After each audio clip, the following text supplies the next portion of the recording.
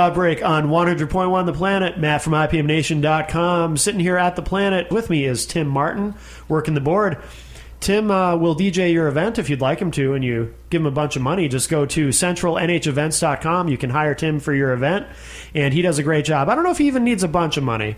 That's a little bit. A little bit, yeah. You'll have to give him some form of payment, but he is affordable and very, very professional. centralnhevents.com. And I am sitting here at The Planet with two members of the band East is East. How are you guys? I'm good. How are you? Very well, very well. Let's introduce yourselves, or you can introduce yourselves to the audience. All right. I'm Abraham Hughes. I play guitar, do some backing vocals. Do you mind if I call you Abe? That's fine. Good. And I am Andy. I play bass and I do lead vocals. Do you mind if I call you Andy? You can call me whatever you want. Excellent. I prefer Andiferous. Andiferous? Yeah.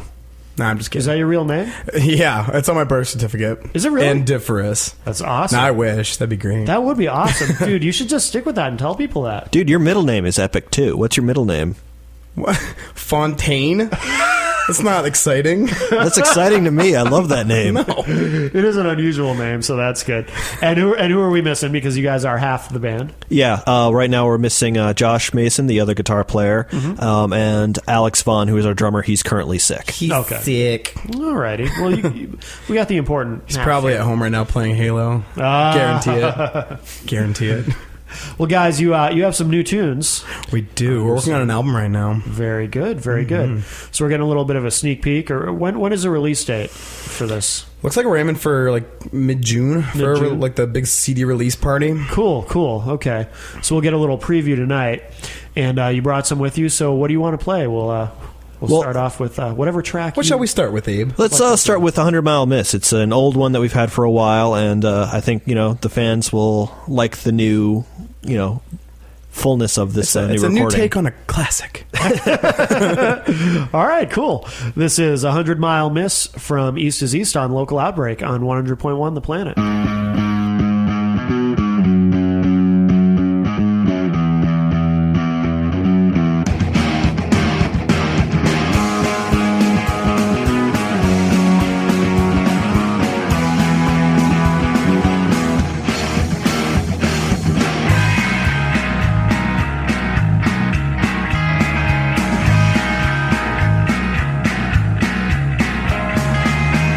What the hell am I doing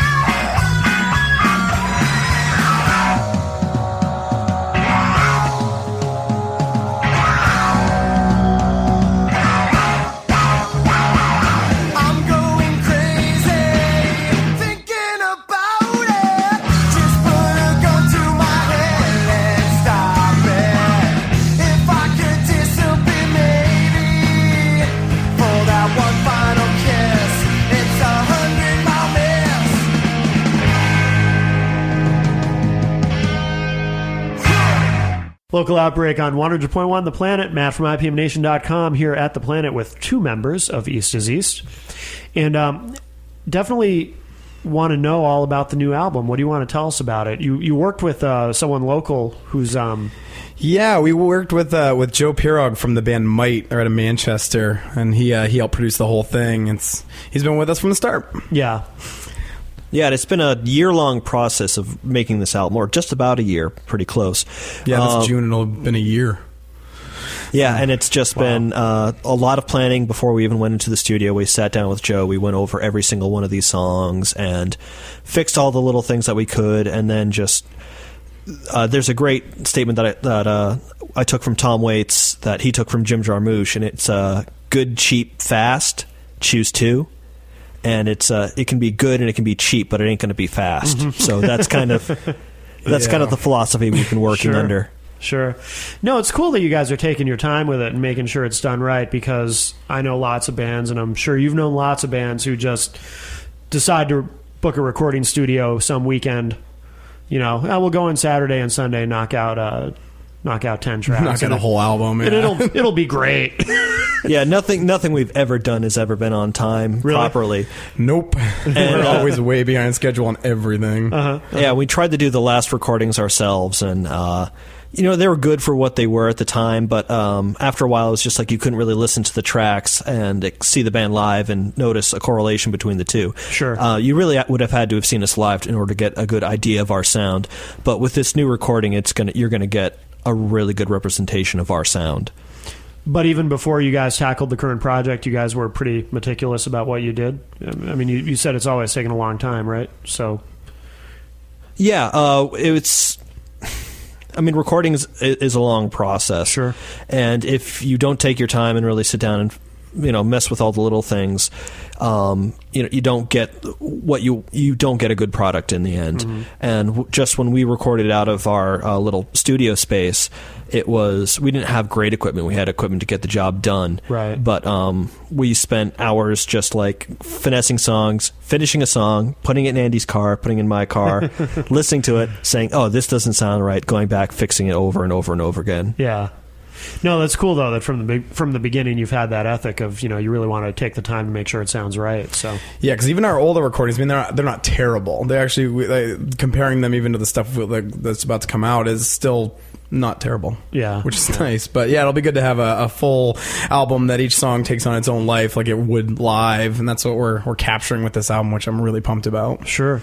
With the new album, are there some tracks that you've already recorded before but you're redoing because now you're really doing it right? Yeah, I think there was like 3 songs that we'd already previously recorded that got done right this time. Yeah, 100 Mile Miss, which you just heard. Blinded, let's see. The Masquerade Will End. Yeah. The only one I can think of that got recorded that didn't get on was... let's see, Lockjaw, and maybe another one. Yeah, some of our older songs that don't really even get played anymore. And how did you decide to work with Joe? As far as what is he doing exactly? Is he producing? Is he engineering? Is he doing all of it? Or both, kind of producer engineer kind of role. And we originally started talking with Joe because his uncle was working with Rocking Horse Studio over in Pittsfield, and so he had an in there, and so we were kind of talking about doing something there, and that's inevitably what we did. So we actually recorded most of the album right out of Rocking Horse. Oh, okay. So that's kind of how that started. Oh, very cool. That's a good place to record. Yeah, definitely. Very fantastic place. We're also huge fans of Might. They're probably one of our favorite local bands, if not the favorite ours. Yeah. We've had them on this show and will again certainly. And yeah, they have a nice big sound for a 3-piece. Yeah, they're huge. Everywhere they go, they're like turn down. It's just so loud. But that's good. That's what they're aiming for. So they do it well. Absolutely. Can you guys tell me about your influences a little bit, because I hear some different things in your music. So it's always, some bands, it's obvious. You can kind of tell what they listen to. Mm-hmm. You guys, not so much. Yeah, we're big on genre shifting. Yeah. That's what I like to call it. That's good. Yeah, when we first started the band, it was just like we really wanted to do a lot of like Muse-esque type of stuff, something big, something epic, but also something rocking. But we also wanted to get like into some experimentation, just because we felt that a lot of the bands in the area weren't necessarily doing that. And we just wanted to say, hey, there is a group of people who are interested in hearing something different and really experimenting. So we wanted to make sure that that came across eventually. Now, when you listen to us, I think you'll hear, a lot of that Muse influence. Lately, we've been getting a lot into the Police. Still really like Vampire Weekend. I don't know, who else do you think, Andy? I don't know. Zenka from the band Permanent Holiday, which is they're kind of dead now. They're starting a new band actually. They're like renaming and reforming and stuff. But Zenka, the bassist from that band, said we sounded a lot like the band Unwritten Law to him, which he was like, don't take offense to this, but I didn't take offense because I really like that band a lot. Yeah, I was gonna say and I can kind of hear it a little bit. Yeah, every once in a while I'm like, yeah, I guess I see where he's coming from. I wouldn't say we sound directly like anything. Like we kind of are a big mesh of a bunch of stuff. Yeah, we're also really self-conscious about like when we're sitting down writing a song, like saying, does this sound like something we've done before? If it does, how can we make it different? And then also saying, where can we go? What else can we do? And in some cases that could be detrimental, but I think we're always keeping one foot in a very, pop-minded alternative rock kind of sound. But then, as you branch away from that, we love experimenting and throwing things in with that. Right. Do you guys all write together, or how does the writing process work in the band? It's pretty much a communicative process with all of us. Everybody kind of throws their hat into the ring, and we kind of work out songs little by little. Everybody kind of throws in their opinions. Sure. Has it always been the four of you? Is it the same lineup from the beginning? Yeah, we had a brief period where we had to fill in for a drummer for a while, but then Alex came back, and we're back to our original 4-piece lineup that we started with. Oh, okay. And how long has the band been around? You guys have been around for what, 4 or 5 years? Only 3 years. Yeah, only 3 years now. Oh, yeah. Okay. Actually, we're celebrating our birthday pretty soon. Our 3-year birthday. Oh, wow. Happy birthday. Oh, thank you. Yeah, I guess I was thinking, I don't know, time. It all runs together for me. I actually remember seeing you guys when you played at Millie's. It was the first time I'd ever seen you guys live. It was at Millie's. And I guess, it must have only been 3 years ago. It just seems like longer. Was that with Meat Saw? It most likely, yeah. Probably. Okay. It had that to was, be, I think, our first infamous show at Millie's. We didn't go back there for a while. Refresh my memory. What happened at that show? I can't remember. I think it went something like, okay, this is our last song, and someone in the audience goes, "Thank God." Yeah, I remember now. Really? Yeah, so long ago, we were still evolving. I'd like to say we're a lot better now than we were 3 years ago. Sure. So I remember that show. Yeah, guy was like, "Thank God," and we're like, "Oh, this is terrible." Yeah, but that was at our infancy, and we didn't really take too much necessarily offense by that. I think it was just it was at the we're beginning. just starting off. Yeah, we need work. Yeah, I'm sure. Looking back, if we could see a video of it now, we'd be like, "Wow, we're terrible." Well, Mike Laughlin was there that night, and he and I were talking about you guys after your set, and he made a comment to me that he felt that you guys were going to be really good, because we're kind of talking about, well, it was a little rough and whatnot, and then he said, yeah, but just wait. These guys are going to be really good. So he saw your potential. And coincidentally, that was I believe that was the night I met Annie. From the Planet, so and then all this happened. And all this happened. Now we have local Outbreak and all these good things. Yeah, it's a small world. Yeah. Small world. And how many original tunes do you guys have? On the album that's coming out, or in total? Both. Well, on the album, there's going to be 10 full tracks and 2 little kind of intermission. Oh, cool! So it is a full length. Yeah, so it's a full length album. I would say as far as our entire catalog of originals, what would you say, Abe? We've got about 13 to 14, I'd say. Yeah. Well, that we actively play. I'd say, if we were to consider everything, even the songs we don't play anymore, I'd say we got at least 20 songs we play now. Really? We can play anyway. Yeah. And actually, now that we're finishing up this album, now we're working on the next slew of songs. We just got finished writing 2 songs over the last couple months, which have actually turned out really, really good. It's kind of one of those things where you finish the album and then you write these new songs and you're like, oh, I wish that was on the album. It's so good. But yeah, next album down the road. Well, why don't we play another track from the upcoming disc? What is it called, by the way? I don't think I remember to ask you that, what the name of the album is. Oh, the name of our album is Provenance. Not to be mixed up with Providence, Right. It's Provenance, which is a derivative of it basically means the beginning or birth kind of thing. Oh, okay. Oh, cool. Which kind of makes sense with a debut album. There's a lot of symbolism in that, I guess. Yeah, cool. All right, so let's play another track. What do you guys want to play? Let's do, I think this is one of our favorites, Mach 6. Yeah, let's pump it up with Mach 6. It sounds like it must be a rocker. With a name like Mach 6. It brings a lot of energy. Cool. All right, so this is Mach 6 from East is East here on Local Outbreak on 100.1 The Planet.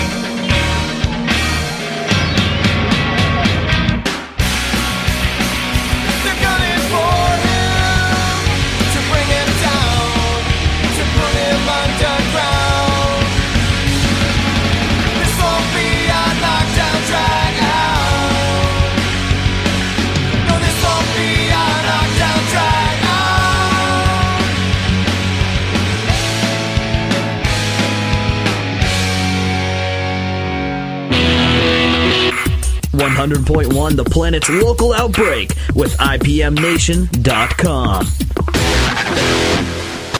Local Outbreak on 100.1 The Planet. Matt from IPMNation.com, and we have East is East here with us, or half of the band anyway. Where does the name come from, by the way, East is East? Well, the name came from when we were starting the band, we needed a name, and I've for some reason decided a long time ago that the best names came from science fiction collections. That's how I got a few previous band names, and so I just took out. I have a bunch of books on various old sci-fi stories. Sure. And one of them was a Theodore Sturgeon book. And the only story he's really well known for is a story called The Saucer of Loneliness.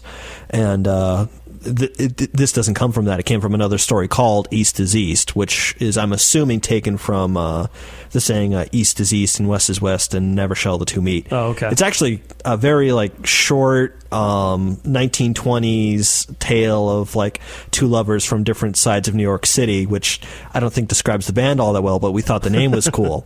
Right. And it fit Josh's need for the band name to have 3 syllables so it could be chanted. Mm-hmm. Yeah, he was very insistent that it had to be no more than 3 syllables. So because the other name, funny. the other name we were throwing around, I think, was like Midnight Revelry. yeah, I remember that. Yeah, Yeah, it's harder to midnight revelry. yeah, too many syllables. You could in do there. it, but Yeah. it'd be a little cumbersome. Hard to get a whole crowd to do it. They're like, Unless it's just MR. yeah. But And I also want to mention that there is like an Indian movie called East is East, which we have no relation We to. did not get it from that. Because I keep going onto Facebook and like I keep seeing like Sharik Nahara has added you as a friend, and I feel like I should email the guy like, dude, we haven't watched this movie. We're not basing the name off of that. Sorry. That's true. That's where all those like Indian fans came from. I was wondering about that. It's because of the movie. Yeah. I know we're really big over there, evidently. that's what I heard. You're huge in India, and now Yeah. I know why. That's great. That's great. I guess we know where we can go when we want to retire. Some bands that go to Japan. We're going to go to India. You guys play a lot of shows, right? Like you've been touring around quite a bit. Yeah, we've been playing pretty much all around New England. We still haven't gone too far south of there, but I mean, we play pretty regularly in Boston. Still kind of, poking around New Hampshire mostly, but we've played Boston, do Vermont, Maine every once in a while. Oh, that's really good. Getting into Boston, was that challenging at all? Or sometimes New Hampshire bands complain about, it's hard to get into Boston, it's too cliquey, or we can get into Boston, but Wednesday night. Was it difficult? Or? When we made a decision that we were actually going to try it, it actually became very easy because a lot of what you'll find now is that there are booking companies that are completely willing to give bands a try, especially if you've been established. Like we waited a good 1 to 2 years before really trying to contact these people. And once we did, the doors opened. I think the first year we tried it, we played one show at Copperfields. Mm-hmm. The sound guy there loved our sounds. We got in with another company, did another couple shows there.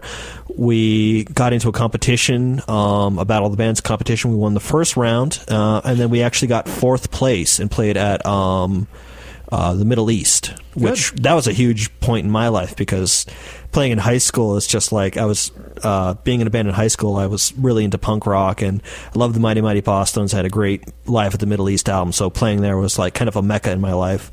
And it's always kind of weird because when that happens, it's like, hey, look at what we did. Wow, that wasn't that special, but hey, still. No, it's those small victories that add up, Exactly. and that keep you going. You hit little milestones as you go. Yeah. And then as time goes on, you're like, that's so in the past, and you're like, you just move past it, and it's like, no big deal. Yeah. Is that the plan? Just keep going with this? I mean, obviously you guys are pretty serious about this if you spent all this time making this album. Yeah, and the main thing is now that we have the album, we have a product that we can push. And being, bands, especially at this time and point in history, you need some kind of product to push because you can't just expect that, like, the music industry is like the giant claw machine and will just randomly pick people out from there. And if it is like that, you want to make sure that like you're the Bart Simpson doll that everyone wants. Exactly. And so you have to, try and do that, make yourself appealing. And the way you do that is by pushing stuff. So having the album, we have something that we can sell at shows and make sure that fans will come away with something of ours that they will remember. Sure. And also when you have that, when you start to go out to different areas, like if we were to go on tour supporting this album, we have something that can stay in that area and help promote for us while we're away. Yeah, absolutely.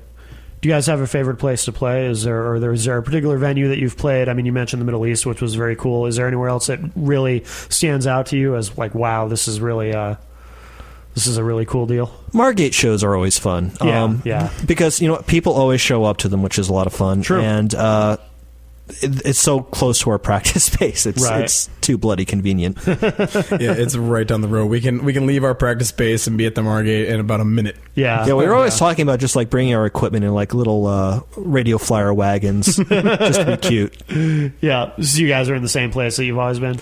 Yep. Yeah, we've had the same practice space we've been there for over 2 years now. Over 2 years, but we used to play we played in Josh's bedroom. Yeah, originally it was in his bedroom, which is the most cramped little room ever. I don't know how we even got our equipment. And then we moved to his garage. We pimped it out with a couch and posters and stuff like that. Cool lights and everything. We did a zombie movie there, and then we got into our practice space now, that's like our second home. We love it so much. Sure. And have you recorded there also when, prior to this album, your previous recordings? Yeah, all our rough tracks that we did before, everything pretty much previous to this album we did there, except a couple that we did in the garage, but many of the better sounding tracks were done at our studio. Yeah. And that was, to Sean Olet from Mantra, when Mantra was actually practicing there, let us use almost all of his equipment, which was a big help. And he was super nice and giving us tips. I mean, we traded stuff back and forth. It was very, very helpful. And I can't say how important it is for bands, especially that are friends, to get together and trade equipment, help each other out, because it really makes the scene that much better. Absolutely. Yeah, make a team of it. It's too bad more people don't get that concept, Yeah, it's really good to have a bunch of bands who are kind of an alliance. Absolutely. Because being out there by yourself is a little tough. Well, speaking of which, are there other bands in the area that you guys really like to play with that you want to mention? Oh, yeah, definitely. One, Might, who we already mentioned earlier. Sure. Yeah. We're now getting really close with the band Forging Reverie. Great band. We've had them on here a couple times. Super band, and all the guys are really nice. We're actually trying to get together a CD release party with them, because they're releasing a CD around the same time. Oh, excellent. We're actually just looking at a place today. So right around the middle of June, we'll have an exact date. Hopefully even before this airs, I can get something to you. Sure. And it will, you'll be able to get our CD there, their CD. We were also talking to Might about getting in on it, which would be really cool. Yeah, absolutely. Oh, and just some other bands. The Juice is they're our new buddies. Friends. Really? Yeah. I'm not familiar with them. Are they new? I think they're out of Boston, actually. Oh, okay. They're really, really cool, like fun, like almost surfy rock kind of stuff, like just great stuff. We're trying to get together with them and play shows, but it hasn't worked out yet. Yeah. Oh, and we should also mention our new neighbors, Transpire. They're a metal band, not really the same sound as us. You say that like it's a bad thing. You're like, they're a metal band. They're a metal band. Hey, we love Transpire. We love Transpire. No, but I mean, you should point out, especially when they pay their rent on time. Oh, yeah. I'm evil. I know. Oh, my. And if there's anyone we're forgetting, please, there's only like so much you can think of on the spot. Right, no. You can message us on Facebook and tell us how much you hate us for not mentioning you. Absolutely. When you guys play, do you... are you focused on new material, or for a band that's only been around 3 years, it sounds like you had a lot of tunes. Are you really focused as far as your shows on the new stuff, or do you still play some of the early material from when you started out? Every once in a while, we might break something out, but honestly, we've left behind a few songs that are just because we wrote them at a time where we didn't really know our core sound, and we left them behind because they really deserve to be. I mean, just not every song you write is going to be a hit. Yeah. And I think a lot of bands don't really quite get that at first. That songwriting takes practice, and that means writing a full song, sitting down with it. If you can fix it, great. If you can't, get rid of it every once in a while. I mean, and it'll just help strengthen up the ones that you have. Sure. I mean, would you agree with that, Andy? Or? Oh, yeah. I mean, because there's some songs that you may have an emotional attachment to, and you may really love, like, what it was all about, but, the more you think about it, the more it's not a good song. Right. And sometimes you just got to put those aside and work towards something new. And then also focusing your sound, because, for example, we had a song called Tomorrow, which we play every once in a while, but it's a very, like, dancey, like, 50s rock kind of a thing, which just isn't our sound, and I sing it of all the people in the band who shouldn't be singing. And you do a good job. But we'll play it every once in a while, just as kind of like a funny thing, but that's it. Is that the only song you sing on, Abe? That is the only song I ever did lead vocals on. Okay, because I have heard that then. Yeah. It's a fun song. Yeah, it's really, I have heard it. And it's a great song to pull out like every once in a while. It's like a surprise. Yeah. Like, you haven't heard this in like 5 months. Yeah. So because it's such a fun song to play, so everybody really enjoys it. Oh, that's cool. That's cool. And do you have any shows coming up that that you want to mention? Well, I think the only show that's going to be happening during around the time of the air date of this show will be the Jam Factory on June 15th. Oh, in Manchester? In Manchester. Very cool. It's going to be with Forging Reverie and American Mixer, who evidently is a really great band down there in Manchester. We haven't met them. We haven't played a show with them, so we're really excited to see what it's like. Yeah, excellent. We'll have to remind everybody about that at the end of the show, too. And, of course, you're going to have the CD release party that you guys are planning, and I'm sure you got probably a ton of stuff in the works. Oh, yeah. Excellent. Well, why don't we play another track from the disc? What do you guys want to play? I think we should play this track called "Hopeful Yet Hopelessly Terrified." It's a long one. It's a big epic song, but it's awesome. All right, we like big epic songs here. So. Hopeless yet hopeful yet hopelessly terrified. Hopeful yet hopelessly terrified. All right, so this is Hopeful Yet Hopelessly Terrified here on Local Outbreak. Oh, by East is East here on Local Outbreak on 100.1 The Planet.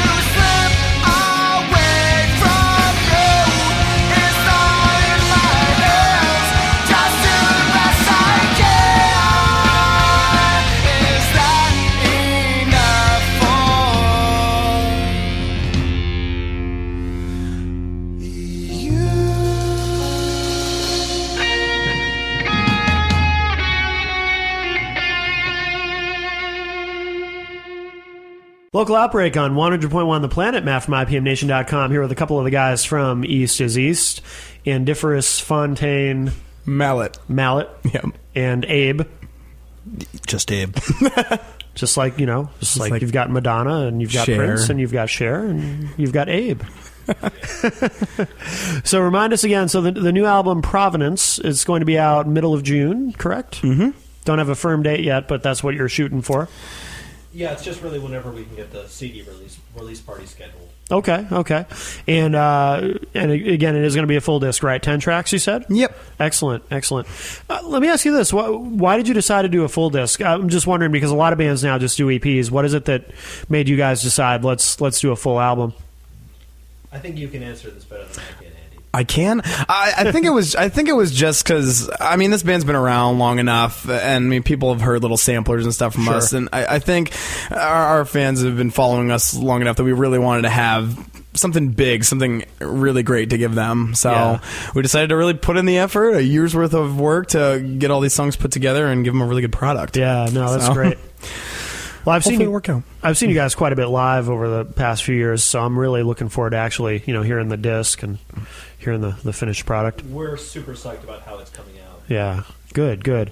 And you want to mention Joe again, who's producing?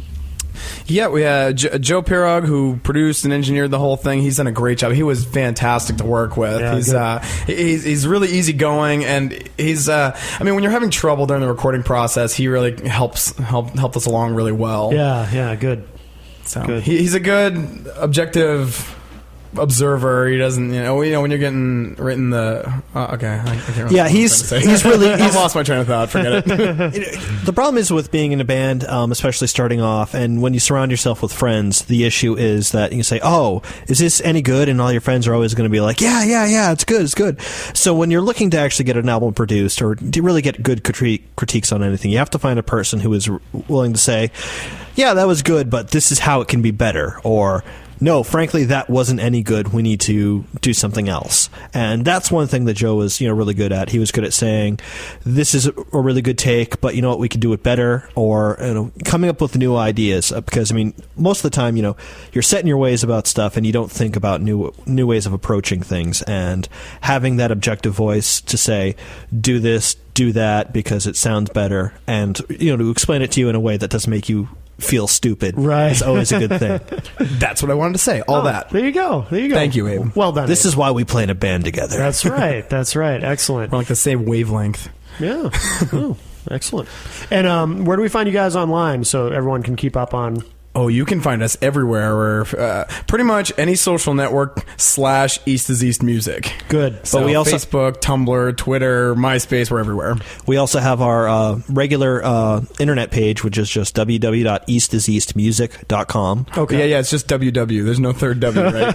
Oh, did I just say that? You just said WW. A lot of people do that. No, WW. Does anybody say WWW Why anymore? do we even need the WWW? Like, some people still do it. My thing is, I think if you're going to do that, you should just go all the way with it and do like www.http. I'll give you the whole thing for our it'd be http www.eastiseastmusic.com/news.php. Oh, very good. That'll take you right to our main page. So for anyone who has a web browser from 1998, that's what you need to type in. Yeah. Very good. Well, guys, thanks very much. And I also want to thank Tim Martin once again for engineering the show for us tonight. If you need a DJ for your event, go to centralnhevents.com. You can find Tim there. Well, not literally him, but I'm sure his likeness is on the site. Or do you have you don't have a picture of so you actually will not find Tim there, but you can contact him through the site. But he will not physically be there, nor his likeness. But maybe you should think about that, Tim. You should I will consider throw a picture up there. Perhaps I will. Yes. I'm always thinking, I'm a marketer. What can I tell you? So centralnhevents.com if you need a DJ, and if you like what you heard tonight and you want to be able to download it or stream it and listen to it again and again and again, go to ipmnation.com/local outbreak, where all the shows are archived, or go to www.ipmnation.com/local outbreak. And See, I can't even say it right. If I try to do it with the W's, I just trip over it. Yeah, you can just skip them. So yeah, I was trying to be funny. It didn't work. Anyway, Andy and Abe from East is East, thanks very much. And what would you like to end the show with? I think we're going to end this with the song "Headlights." Oh, I love this one. It's a little more serious, a little less energetic than our other stuff, but it's a good one. It's spacey. It's got oomph to it, though. Got some meat. Yeah, I've heard this live. I really like this a lot. So this is Headlights from East is East from the new album Providence. Look for that. And this has been Local Outbreak on 100.1 The Planet. Thanks, guys. Thank you.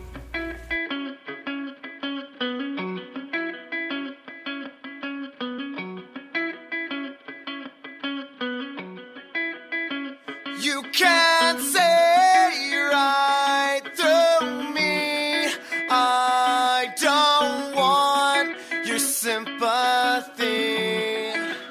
I can't speak. You know what I mean. You see, it's not right. It's crushing me. The violet sky, it guides me home.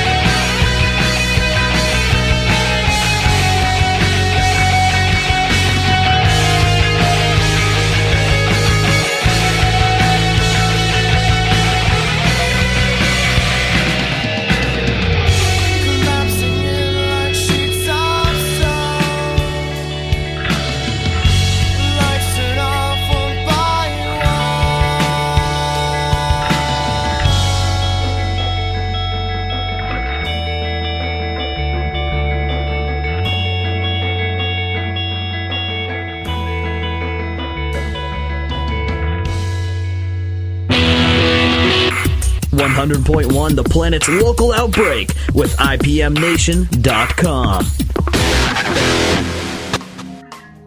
The Planet's local outbreak is recorded weekly at the studios of 100.1 The Planet. It's engineered by Tim Martin of CentralNHEvents.com. Matt Connerton of IPMNation.com is the host of The Planet's local outbreak. The show is produced and edited by Annie Biello of 100.1 The Planet. For artist links and details about The Planet's local outbreak, log on to The Planet's Entertain Me page, WPNHFM.com. The Planet's local outbreak is available for download anytime online, IPMNation.com/local outbreak. The Planet's local outbreak is a product of 100.1 The Planet and Northeast Communications.